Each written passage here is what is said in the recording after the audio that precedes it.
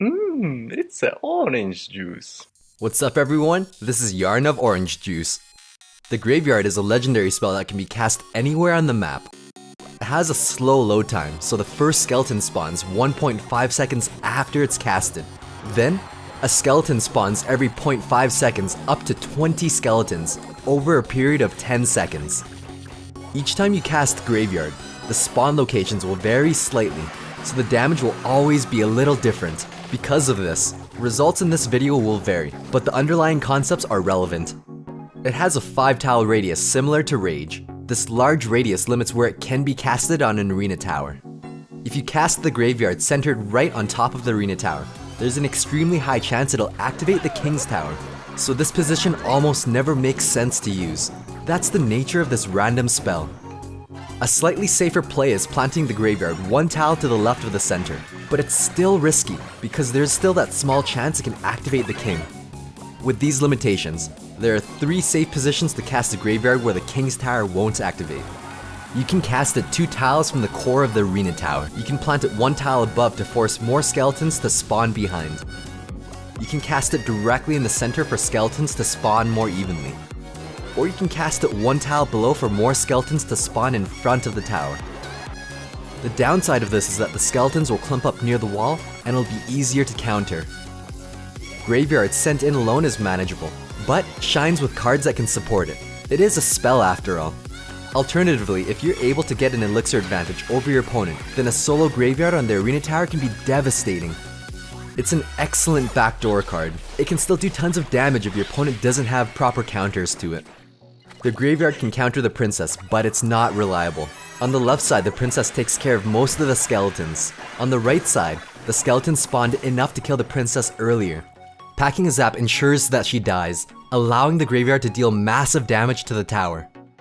If you can distract the arena tower from targeting the skeletons, the damage ramps up very quickly.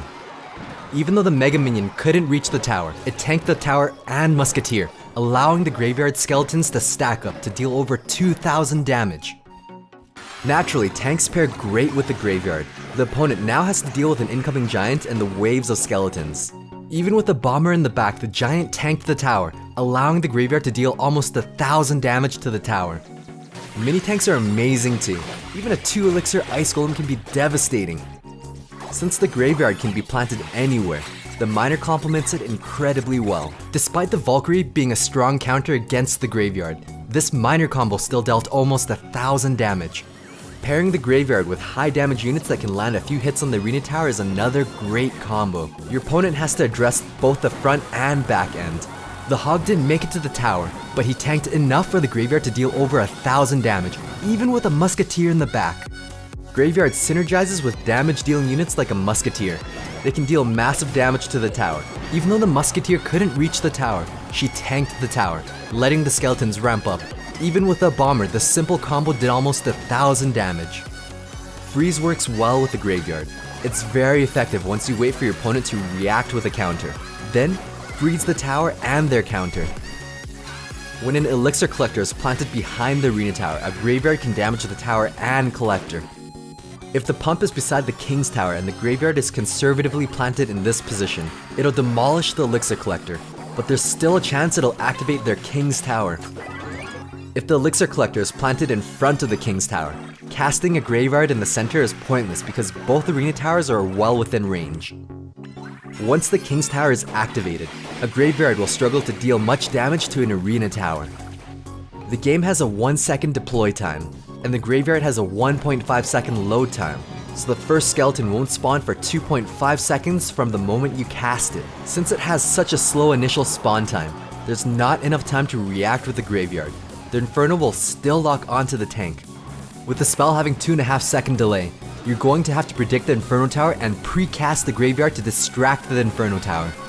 This is a very strong spell that has the potential to deal thousands of damage to your tower, so we're going to talk about how to counter this beast of a spell. Since the first skeleton takes 2.5 seconds to spawn, it's not a great reactive card on defense, but it does prove useful if you just need to defend for the last 20 seconds, and you don't need to net any positive elixir trades. It's a high cost card and a huge commitment to use on defense, but when you do use it, it's harder to counter than Skarmy and guards. Graveyard can counter Sparky, but it's basically a more expensive skeleton army to counter her. The Graveyard is like any offensive card, you can't afford to ignore it. 2 skeletons spawn per second. An arena tower can take care of 1 skeleton per second. Skeletons accumulate fast if ignored. Ranged units that can one-shot skeletons are very good. A musketeer can help the arena tower counter the Graveyard very well. Archers can one-shot skeletons as well. They can shut down a Graveyard for a larger positive elixir trade. Minions outperform Mega Minion in sweeping up skeletons. Very fast units like Lumberjack and Goblins are very good at countering the Graveyard. Goblins can shut down a Graveyard. But they're a bit riskier if your opponent has Zap available. Valkyrie counters the Graveyard incredibly well when planted inside the spawn area. This is where the bulk will spawn. Anything spawned on the opposite side of the spawn area will get taken care of by the arena tower. If you don't have any direct counters available, a tank can distract the skeletons. Guards are probably one of the best melee counters because they're slightly ranged, with the bonus that the shields are zap proof. They act as tanks inside the spawn area. Mass units work very well against countering the Graveyard. Knowing all these basic interactions help you deal with the Graveyard in real situations.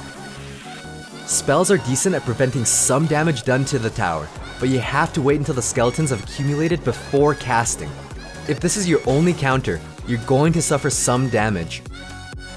Poison works reasonably well, but it takes 2 ticks to kill a skeleton, so damage will still be done to your tower. An Ice Wizard can tank in the spawn area. Although he doesn't one-shot skeletons, he can prevent quite a bit of damage. Spear Goblins can deal with the Graveyard too. In numbers, they can manage the skeletons.